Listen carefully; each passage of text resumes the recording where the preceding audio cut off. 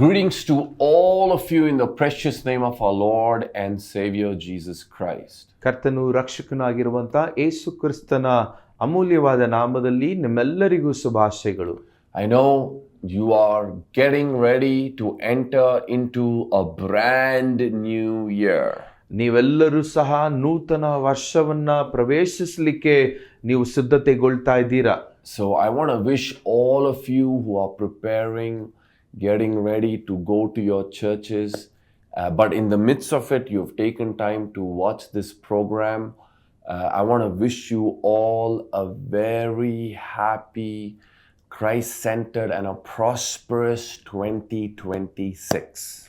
ನೀವೆಲ್ಲರೂ ಸಹ ನಿಮ್ಮ ಸಭೆಗೆ ಹೋಗ್ಲಿಕ್ಕೆ ಸಿದ್ಧತೆಗೊಳ್ತಾ ಇದ್ದೀರಾ. ಅದರ ನಡುವೆಯೂ ಈ ಕಾರ್ಯಕ್ರಮವನ್ನು ನೋಡ್ತಾ ಇದ್ದೀರಾ. ನಿಮ್ಮೆಲ್ಲರಿಗೂ ಸಹ ಕ್ರೈಸ್ತ ಆಧಾರಿತವಾದಂಥ ಸಮೃದ್ಧಿಯಾದಂಥ 2026ನೇ ವರ್ಷವಾಗಿರಲಿ. I know, usually many of us, go with a great anticipation as to what could be the following year's promise for me. ನಾವೆಲ್ಲರೂ ಸಹ ಒಂದು ದೊಡ್ಡ ಎದುರು ನೋಡುವಿಕೆ ಒಟ್ಟಿಗೆ ಬರುವಂಥ ವರ್ಷಕ್ಕಾದಂಥ ವಾಗ್ದಾನ ನನಗಾಗಿ ಏನೆಂಬುದಾಗಿ ಎದುರು ನೋಡುತ್ತಾ ಹೋಗುತ್ತೇವೆ. And it's important that we have that anticipation. ನಮಗೆ ಆ ರೀತಿಯಾದಂಥ ಎದುರು ನೋಡುವಿಕೆ ಇರುವಂಥದ್ದು ಒಳ್ಳೆಯದೇ. We must enter into the new year with great expectation as to what God wants to do in our lives. ನಮ್ಮ ಜೀವನದಲ್ಲಿ ದೇವರು ಏನು ಮಾಡಲಿಕ್ಕೆ ಇದ್ದಾನೆ ಎಂಬಂತ ದೊಡ್ಡ ಎದುರು ನೋಡುವಿಕೆ ನಮಗಿರಲೇಬೇಕು.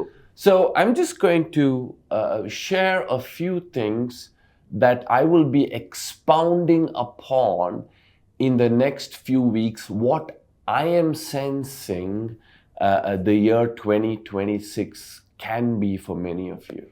ನಿಮ್ಮಲ್ಲಿ ಅನೇಕರಿಗೆ 2026ನೇ ವರ್ಷ ಯಾವ ರೀತಿಯಾಗಿ ಇರಬಹುದು ಎಂಬುದಾಗಿ ನಾನು ಅನೇಕ ಸಂಗತಿಗಳನ್ನ ಅದನ್ನಾಗಿ ಹೇಳುವಂತವನಾಗಿದ್ದೇನೆ. I'm not saying what I'm sharing is the only thing that God is going to do. ನಾನು ಹೇಳುವಂತ ಸಂಗತಿಗಳು ಮಾತ್ರ ದೇವರು ಮಾಡ್ಲಿಕ್ಕಿದ್ದಾನೆ ಎಂಬುದು ಹೇಳ್ತಿಲ್ಲ. Because the Bible says we all see in part and we prophesy in part.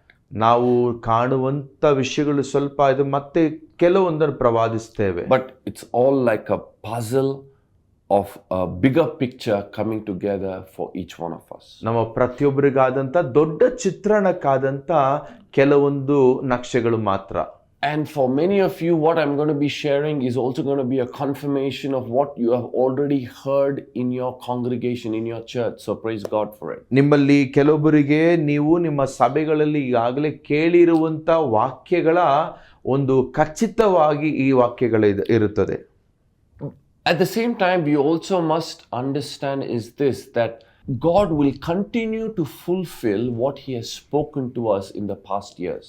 ನಮಗೆ ದೇವರು ಹಿಂದಿನ ವರ್ಷಗಳಲ್ಲಿ ಏನು ಮಾತನಾಡಿದ್ದಾನೋ ಅದನ್ನ ನೆರವೇರಿಸುವಂತ ಸಂಗತಿಗಳ ಪ್ರಾರಂಭಿಕವಾಗಿ ದೇವರು ಮಾತಾಡ್ತಾನೆ. So probably for many of you, probably you might have not stepped into the fullness of what you felt like God was giving you for 2025, but not necessarily it should come to pass in the same year.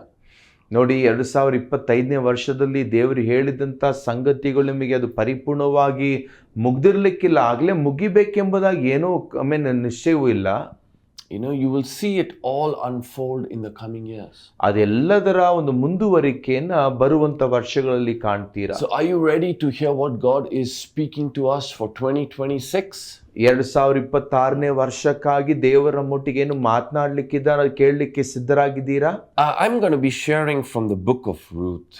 ರೂತಳ ಪುಸ್ತಕದಿಂದ ನಿಮ್ಮೊಟ್ಟಿಗೆ ಹಂಚಿಕೊಳ್ಳುತ್ತೇನೆ. And I'm going to start off by giving you a few key points for you to keep in mind even as you begin this new year.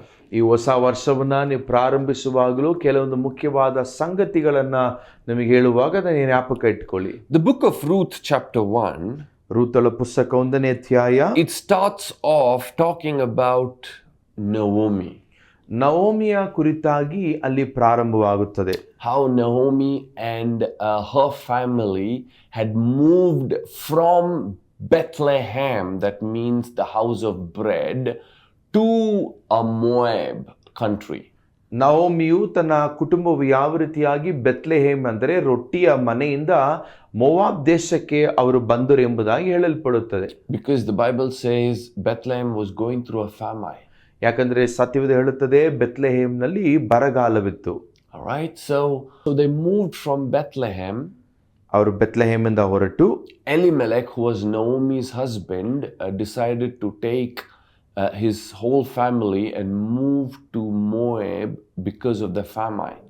ಆ ಬರಗಾಲದ ನಿಮಿತ್ತವಾಗಿ ಎಲಿಮೆಲೆಕನು ತನ್ನ ಹೆಂಡತಿ ಮತ್ತು ಮಕ್ಕಳು ಸೊಸೆ ಎಲ್ಲರ ನಮ್ಮ ಮಕ್ಕಳನ್ನ ಕರ್ಕೊಂಡು ಬರುತ್ತಾನೆ. They moved from Bethlehem, that means the house of bread, to Moab. ಅವರು ರೊಟ್ಟಿಯ ಮನೆ ಅಲ್ಲಿಂದ ಅವರು ಮೋವಾಬ್ಗೆ ಬರುವುದನ್ನು ನೋಡುತ್ತೇವೆ. And then you see that there was something devastating that took place in Naomi's life. ಅಲ್ಲಿ ನವೋಮಿಯ ಜೀವನದಲ್ಲಿ ಕೆಲವೊಂದು ದುರ್ಘಟನೆ ನಡೆಯುವುದನ್ನ ನಾವು ನೋಡುತ್ತೇವೆ. You see, in Ruth chapter 1, you see Elimelech, Naomi's husband, dies. Routh ಆ ಪುಸ್ತಕ ನೋಡಿದ 1ನೇ ಅಧ್ಯಾಯದಲ್ಲಿ ಎಲಿಮೆಲೆಕನು ತೀರಿ ಹೋಗುತ್ತಾನೆ. Not only that, but Elimelech and Naomi had 2 sons. ಅದು ಮಾತ್ರವಲ್ಲ, ಎಲಿಮೆಲೆಕ್ ಮತ್ತು ನವೋಮಿಗೆ 2 ಮಕ್ಕಳಿದ್ದರು. And the 2 sons get married. ಆ 2 ಮಕ್ಕಳಿಗೂ ವಿವಾಹವಾಗುತ್ತದೆ. And the 2 sons married to Ruth and Orpah. ಆ 2 ಮಕ್ಕಳು, ಒಬ್ಬನು ಓರ್ಫಾಗೂ ಮತ್ತೊಬ್ಬನು ರೂತಳಿಗೂ ವಿವಾಹವಾಗುತ್ತಾರೆ. Not only does Elimelech dies, but after 10 years, even the 2 sons die. ಎಲಿಮೆಲೆಕನು ಮಾತ್ರವಲ್ಲ, 10 ವರ್ಷಗಳ ನಂತರವಾಗಿ ಆ 2 ಗಂಡು ಮಕ್ಕಳು ತೀರಿ ಹೋಗುತ್ತಾರೆ. What a devastating place to be in. ನೋಡಿ, ಎಂತ ಒಂದು ದುರ್ಸ್ಥಿತಿಯಲ್ಲಿ ಇವರಿದ್ದಾರೆ. They moved out of the land of famine. ಅವರು ಆ ಬರಗಾಲದ ಭೂಮಿಯಿಂದ ಅವರು ಹೊರಗೆ ಬಂದರು. They moved Bethlehem, which means the house of bread, thinking that Moab will be a better place than Bethlehem to be in. ಅವರು ಬೆತ್ಲೆಹೇಮ್ ಅಂದರೆ ದೇವರ ರೊಟ್ಟಿಯ ಮನೆ, ಇಲ್ಲಿಂದ ನಾವು ಮೋವಾಬ್ಗೆ ಹೋದರೆ ಚೆನ್ನಾಗಿರುತ್ತೆ ಎಂಬುದಾಗಿ ಅಂದುಕೊಂಡ್ರು. But they encountered a famine-like situation in their lives, especially Naomi. Naomi ಅವಳ ಜೀವನದಲ್ಲಿ ಬರಗಾಲದ ಒಂದು ಸ್ಥಿತಿಯನ್ನು ಅವಳು ಅನುಭವಿಸುತ್ತಾಳೆ. So it is going to be very important this year that we stay in the land of our anointing. ಈ ವರ್ಷದಲ್ಲಿ ನಮಗೆ ತುಂಬಾ ಮುಖ್ಯವಾದ ಒಂದು ಕಾರ್ಯ, ನಾವು ನಮ್ಮ ಅಭಿಷೇಕದ ಭೂಮಿಯಲ್ಲೇ ನಿಲ್ಲಬೇಕು. What do I mean by that? ಅದರ ಅರ್ಥ ಏನು? Stay where you see the grace of God is. ನೀವು ದೇವರ ಕೃಪೆ ಎಲ್ಲಿದೆಯೋ ಅಲ್ಲೇ ಇರಿ. Don't go beyond the place of the measure of your anointing. ನಿಮ್ಮ ಅಭಿಷೇಕದಕ್ಕಿಂತ ಮಿತಿಗಿಂತಲೂ ಮುಂದುವರೆದು ಬೇರೆಲ್ಲೂ ಹೋಗಬೇಡಿ. Sometimes out of our own desire. ಅನೇಕ ಸಾರಿ ನಮ್ಮ ಸ್ವ ಆಸೆಯಿಂದ. Sometimes we want to, because we want to build something big. ನಾವು ದೊಡ್ಡದಾಗಿ ಕಟ್ಟಬೇಕೆಂಬುದಾಗಿ ಯೋಚಿಸಿ. It's okay to dream big, no doubt, no question about it. ನಾವು ದೊಡ್ಡ ಸಂಗತಿಗಳ ಕುರಿತಾದಂತ ಕನಸುಗಳು ಕಾಣಬಹುದು, ಅದೇನು ತಪ್ಪಿಲ್ಲ.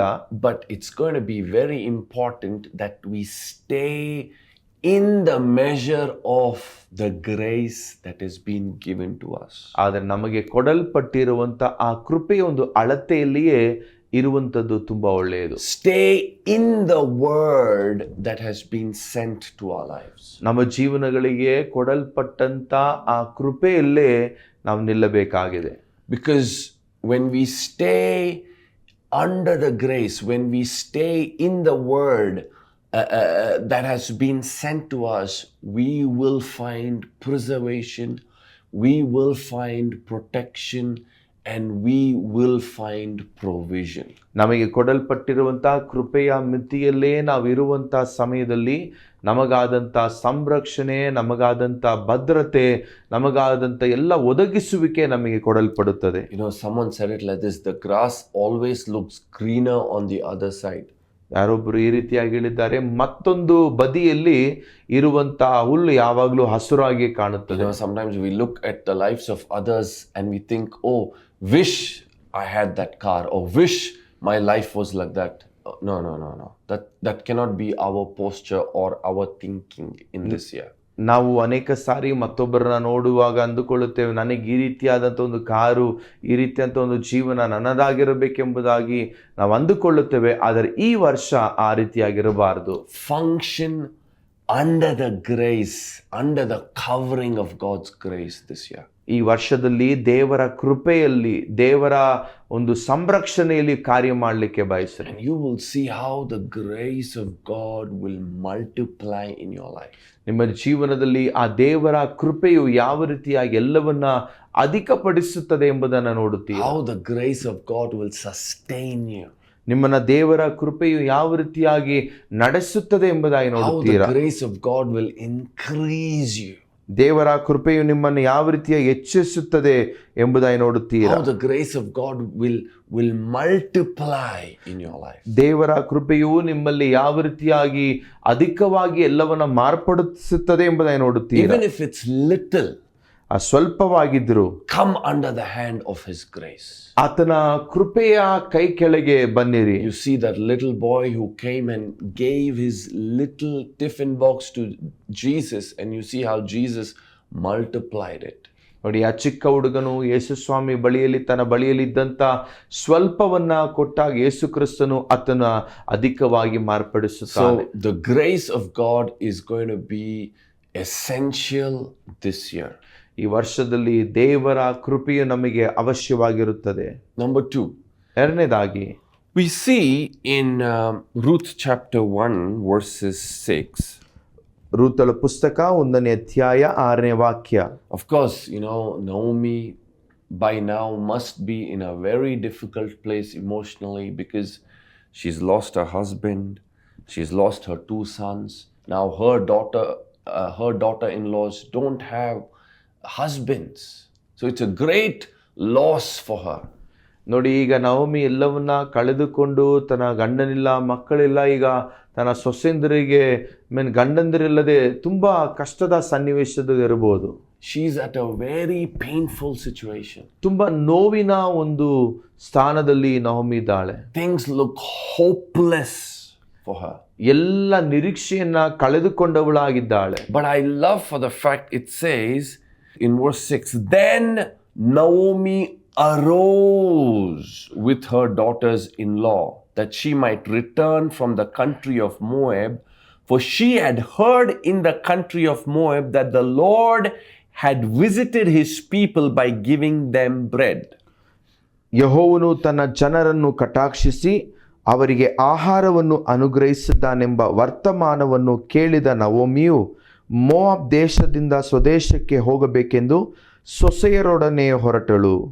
It says Naomi arose. Naomi ಎದ್ದಳು ಎಂಬುದಾಗಿ ನೋಡುತ್ತೇವೆ. With her daughters-in-law that she might return from the country of Moab. That means she might return from where she is to Bethlehem, where she had heard that the Lord had visited her people with bread. ತನ್ನ ಸೊಸೆಯರೊಡನೆ ಅವಳು ತಾನು ಇದ್ದಂಥ ದೇಶದಿಂದ ದೇವರು ಕಟಾಕ್ಷಿಸಿರುವಂಥ ದೇಶವಾದ ಬೆತ್ಲೆಹೇಮಿಗೆ ಅವಳು ಹೋಗ್ಲಿಕ್ಕೆ ತೀರ್ಮಾನಿಸ್ತಾಳೆ. Naomi arose. ನವೋಮಿ ಎದ್ದಳು. So arise. The word arise is going to be key in 2026. 2026ನೇ ವರ್ಷದಲ್ಲಿ ಎದ್ದೇಳು ಎಂಬಂತದ್ದೇ ಮುಖ್ಯವಾದಂತ ಪದವಾಗಿರುತ್ತದೆ. Naomi arose from where she was. ನವೋಮಿಯು ತಾನಿದ್ದಂತ ಸ್ಥಾನದಿಂದ ಅವಳು ಎದ್ದೇಳುತ್ತಾಳೆ. Naomi arose from Moab. ನವೋಮಿಯು ಅವಳು ಮೋವಾಬಿಂದ ಅವಳು ಹೊರಡುತ್ತಾಳೆ. Moab was a place where they had experienced death. Moab ಎಂಬಂತ ಸ್ಥಳದಲ್ಲಿ ಅವರು ಮರಣದ ಸಂಗತಿಗಳನ್ನು ಅವರು ಅನುಭವಿಸುತ್ತಾರೆ. Moab was a place where they had not experienced fruitfulness. Moab ದೇಶದಲ್ಲಿ ಅವ್ರು ಯಾವುದೇ ರೀತಿಯಾದ ಫಲಭರಿತವಾದ ಅನುಭವವಿಲ್ಲ. Moab was a place where their lives were grace depleted. ನೋಡಿ, ಮೋವಾಬ್ ದೇಶದಲ್ಲಿ ಅವರು ಕೃಪೆಯನ್ನ ಕಳೆದುಕೊಂಡವರಾಗಿದ್ದರು.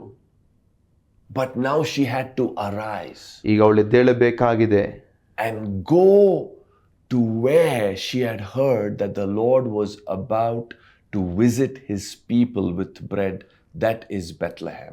ಈಗ ಅವಳು ಕೇಳಿದಂತ ಕಾರ್ಯ ದೇವರು ತನ್ನ ಜನರನ್ನ ಕಟಾಕ್ಷಿಸಿ ಅವ್ರ ಮೇಲೆ ದಯೆ ತೋರಿಸಿದ್ದ, ಅದು Bethlehem. So the key word for 2026 is going to be arise. ನಮಗೆ 2026ನೇ ವರ್ಷಕ್ಕಾದಂತ ನಮಗಿರುವಂತ ಮುಖ್ಯ ಪದ ಎದ್ದೇಳು. You know, Isaiah chapter 60 verses 1, it says, arise, shine, for your light has come and the glory of the Lord has risen upon you. ಯೆಶಯ 60ನೇ ಅಧ್ಯಾಯದ 1ನೇ ವಾಕ್ಯ ಹೇಳುತ್ತದೆ, ಏಳು ಪ್ರಕಾಶಿಸು, ನನಗೆ ಬೆಳಕು ಬಂತು, ಯೆಹೋವನ ತೇಜಸ್ಸು ನಿನ್ನ ಮೇಲೆ ಉದಯಿಸಿದೆ. Naomi had to arise if she had to hear. ನವೋಮಿಯು ಕೇಳಬೇಕಾದರೆ ಅವಳು ಮೊದಲು ಎದ್ದೇಳಬೇಕಾಗಿತ್ತು. Only when Naomi arose is when she heard that God was visiting her people with bread.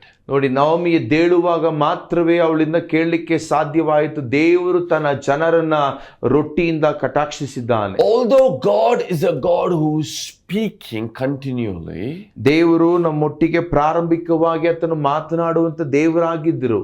if we do not arise from where we are, ನಾವು ಇರುವಂತ ಸ್ಥಳದಿಂದ ನಾವು ಎದ್ದೇಳಲಿಲ್ಲವಾದರೆ, if we do not arise from complacency, ನಾವು ಇರುವಂತ ಸ್ಥಾನದಿಂದ ಎದ್ದೇಳಲಿಲ್ಲವಾದರೆ, if we do not arise from apathy, ನಾವು ಇರುವಂತ ಆ ಒಂದು ನೊಂದ ಸನ್ನಿವೇಶ ಎದ್ದೇಳಲಿಲ್ಲವಾದರೆ, if we do not arise and shake off the dust of the past season, ನಮಗೆ ಹಿಂದಿನ ಕಾಲದ ಆ ಒಂದು ಧೂಳನ್ನ ನಾವು ತಟ್ಟಿ ಬಿಡಲಿಲ್ಲವಾದರೆ, and position ourselves to hear what God is saying to us, ದೇವರು ನಮ್ಮೊಟ್ಟಿಗೆ ಏನ್ ಹೇಳಲಿಕ್ಕೆ ಬಯಸ್ತಿದ್ದಾನೋ ಅದನ್ನ ಕೇಳಲಿಕ್ಕೆ ನಮ್ಮನ್ನ ನಾವು ಸರಿಯಾಗಿ ನಿಲ್ಲಿಸಿಕೊಳ್ಳಿಲ್ಲವಾದರೆ, we might actually not hear.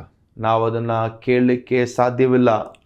Sometimes it is what we have gone through, ನಾವು ಯಾವುದನ್ನ ಆದು ಬಂದಿದ್ದೇವೋ or have gone through, ನಾವು ಏನನ್ನ ನಾವು ಆದು ಬಂದಿದ್ದೇವೋ, the noise, the clutter ನಾವು ಕೇಳಿದಂತ ಗೊಂದಲಗಳು, ಎಲ್ಲ ಸಮಸ್ಯೆಗಳು around us ನಮ್ಮ ಸುತ್ತಲೂ ಇದ್ದಂಥದ್ದು actually produces wax in our spiritual ears, which actually shuts our ability to hear his voice. ನಮ್ಮ ಕಿವಿಗಳಲ್ಲಿ ಮೇಣವನ್ನ ಉಂಟು ಮಾಡಿ ದೇವರ ಸ್ವರವನ್ನ ಕೇಳದಂತೆ ತಡೆ ಮಾಡುತ್ತದೆ. But I want to tell you, it's time to arise. ಆದ್ರೆ ನಾನು ನಿಮ್ಗೆ ಹೇಳಲಿಕ್ಕೆ ಬಯಸ್ತೇನೆ, ನೀವು ಎದ್ದೇಳುವಂತ ಸಮಯವಾಗಿದೆ. Turn to your neighbor and tell them, arise. ನೀವು ಪಕ್ಕದಲ್ಲಿ ತಿರುಗಿ ಹೇಳಿ, ಎದ್ದೇಳಿ. So the first thing God is saying to us in 2026 is arise. 2026ನೇ ವರ್ಷದಲ್ಲಿ ದೇವರು ಹೇಳುತ್ತಿರುವಂತ ವಿಷಯ ಎದ್ದೇಳು. And just looking back at Isaiah chapter 60 verses 1, arise, shine, for your light has come and the glory of the Lord has risen upon you. ಏಳು ಪ್ರಕಾಶಿಸು, ನಿನಗೆ ಬೆಳಕು ಬಂತು, ಯೆಹೋವನ ತೇಜಸ್ಸು ನಿನ್ನ ಮೇಲೆ ಉದಯಿಸಿದೆ. We all want the glory of God upon our lives. ನಮ್ಮ ಜೀವನಗಳ ಮೇಲೆ, ನಮ್ಮ ಪ್ರತಿಯೊಬ್ಬರಿಗೂ ಸಹ ಯೆಹೋವನ ತೇಜಸ್ಸು ನಮಗೆ ಬೇಕು. Amen. Anybody here who's watching me who does not want God's glory to rest upon you? ವಾಕ್ಯವನ್ನ ಕೇಳುತ್ತಿರುವಂತ ನಿಮ್ಮಲ್ಲಿ ಯಾರಿಗಾದ್ರೂ ದೇವರ ಮಹಿಮೆ ನಿಮ್ಮ ಮೇಲೆ ಬೇಡವಾ? We all want to be carriers of his glory. ನಾವೆಲ್ಲರೂ ಸಹ ಆತನ ಮಹಿಮೆಯನ್ನ ಹೊತ್ತುಕೊಳ್ಳುವವರಾಗಿರಬೇಕು. But the first instruction or key, if we want to be carriers of his glory in this season, is to arise. ನಾವು ಈ ಕಾಲದಲ್ಲಿ ದೇವರ ಮಹಿಮೆಯನ್ನು ಹೊತ್ತುಕೊಳ್ಳುವವರಾಗಿರಬೇಕಾದರೆ ಮೊದಲನೆಯ ನಿಯಮ, ನಾವೆದ್ದೇಳಬೇಕು. So what is it that we arise from? ನಾವು ಎಲ್ಲಿಂದ ಎದ್ದೇಳಬೇಕು? To arise is a command to move from a state of passivity. ನಾವು ಒಂದೇ ಕಡೆಯಲ್ಲಿ ಇರುವಂತ ಸನ್ನಿವೇಶದಿಂದ ನಾವು ಎದ್ದೇಳಬೇಕಾಗಿದೆ. It could be spiritual passivity. ನಮಗೆ ಆತ್ಮಿಕವಾದಂತ ಒಂದು ಅನುಭವ ಆಗಿರಬಹುದು, where there's dullness in our spirit. ನಮ್ಮ ಆತ್ಮದಲ್ಲಿ ಕ್ಷೀಣತೆಯನ್ನ ಕಂಡಿರಬಹುದು. God wants us to arise from being spiritually dull. ನಾವು ಆತ್ಮಿಕವಾಗಿ ಕ್ಷೀಣವಾಗಿ ಕಾಣಲ್ಪಡಬಹುದು. God wants us to arise from being lethargic spiritually. ನಮ್ಮ ಆತ್ಮಿಕತೆಯಲ್ಲಿ ನಾವು ತುಂಬಾ ಸೋಮಾರಿಗಳಾಗಿ ಆಲಸ್ಯವಾಗಿರಬಹುದು. Sometimes we live our lives even as Christians as sarasara, what may come may come. ಆಮೇಲೆ ನಾವು ಅಂದುಕೊಳ್ಳುವಂತ ಕಾರ್ಯ ಜೀವನದಲ್ಲಿ ಏನೋ ಬರೋದು ಬರಲಿ ಪರವಾಗಿಲ್ಲ. We don't live with purpose. ನಾವೊಂದು ಉದ್ದೇಶದೊಟ್ಟಿಗೆ ಜೀವಿಸುವುದಿಲ್ಲ. We don't live being led by the Spirit. ನಾವು ಆತ್ಮನಿಂದ ನಡೆಸಲ್ಪಡುವುದಿಲ್ಲ. And God wants us to arise from this place of being in spiritual apathy. ದೇವರು ನಾವು ಈ ರೀತಿಯಾದಂತ ನಿಷ್ಕ್ರಿಯ ಇಲ್ಲದೆ ಇರುವಂತ ಸನ್ನಿವೇಶದಿಂದ ಎದ್ದೇಳಬೇಕೆಂಬುದ ದೇವರು To ಬಯಸ್ತಾನೆ. be spiritually awakened. ನಾವು ಆತ್ಮಿಕವಾಗಿ ಎಚ್ಚರಿಕೆ ಹೊಂದಬೇಕೆಂಬುದಾಗಿ ಬಯಸ್ತಾನೆ. To arise is a call to action.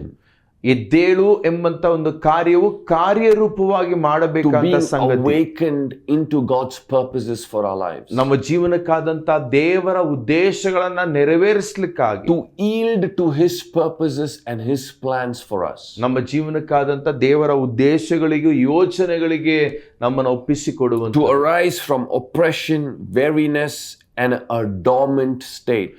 ನಮಗೆ ಮೇಲೆ ಬರುವಂತ ಎಲ್ಲ ಒತ್ತಡಗಳು, ಎಲ್ಲ ರೀತಿಯಾದಂತಹ ಸನ್ನಿವೇಶಗಳ ಮೇಲೆ ದೇಳುವಂಥದ್ದು. Right? So that's word number 1, ಅದು ಮೊದಲನೇ ವಿಷಯ, is to arise. ನಾವು ಎದ್ದೇಳಬೇಕು. And the second thing that I want to talk to you about is this. ನಾನು ಎರಡನೇ ಕಾರ್ಯ ನಮಗೆ ಹೇಳಲಿಕ್ಕೆ ಬಯಸುವಂಥದ್ದು ಇದು.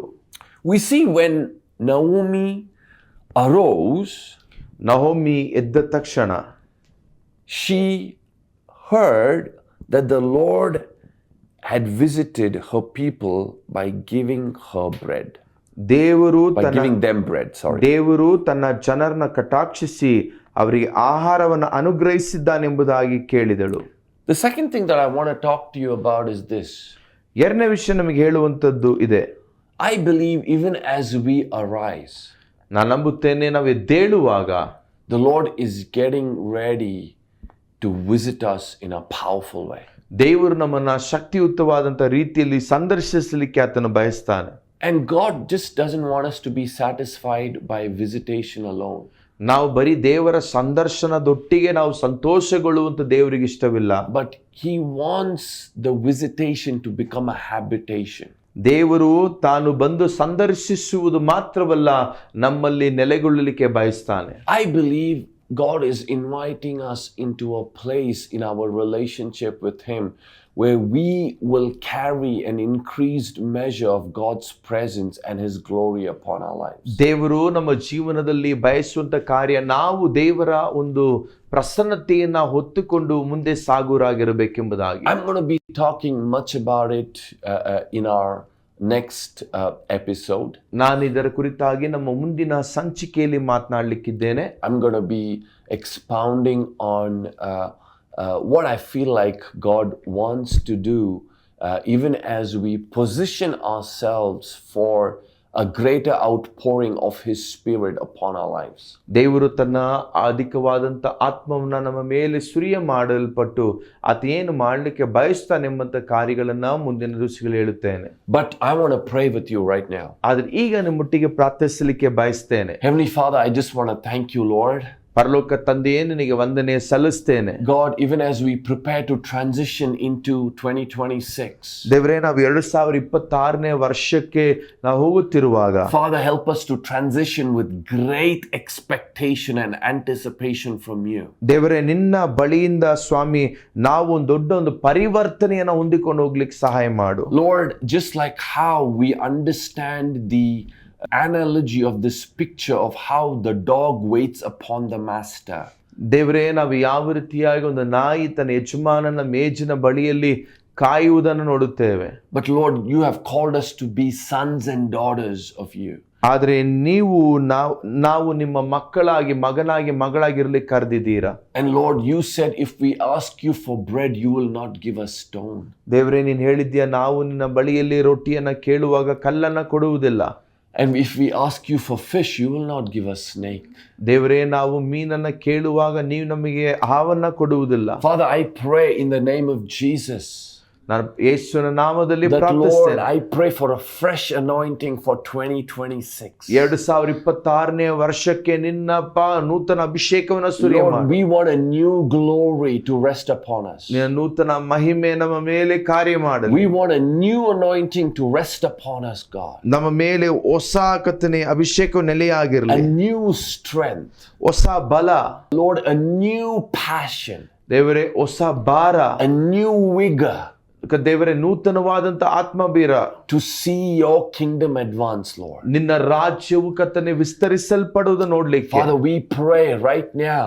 ಈಗಲೇ ನಾವು ಪ್ರಾರ್ಥಿಸ್ತೇವೆ. For all of us who are watching us, ಈ Lord. ಕಾರ್ಯಕ್ರಮ ನೋಡುವಂತ ಪ್ರತಿಯೊಬ್ಬರಿಗಾಗಿ May your overshadowing presence come upon them. ನಿನ್ನ ಕತ್ತನೆ ಒಂದು ಆತ್ಮವು ಪ್ರತಿಯೊಬ್ಬರ ಮೇಲಿರಲಿ.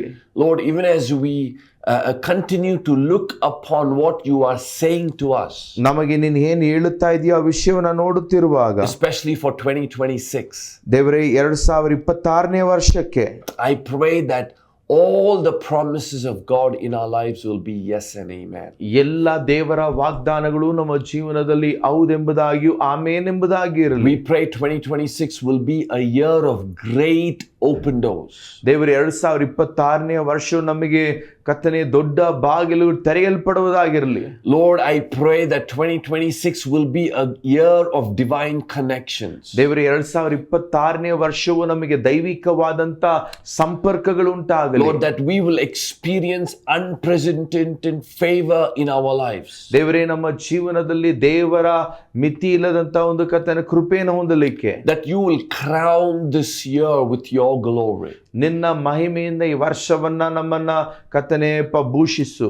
That Lord, this will be a year where, Father, that we will walk into your plans and purposes for our lives. ದೇವರೇ ನಮ್ಮ ಜೀವನಕ್ಕಾದಂತ ನಿನ್ನ ಉದ್ದೇಶಗಳಲ್ಲಿ ಯೋಜನೆಗಳಲ್ಲಿ ಕಾರ್ಯ ಮಾಡ್ಲಿಕ್ಕೆ ಸಹಾಯ ಮಾಡು. In Jesus' name we pray. ಯೇಸು ನಾಮದಲ್ಲಿ ಪ್ರಾರ್ಥಿಸ್ತೇವೆ. Amen and amen.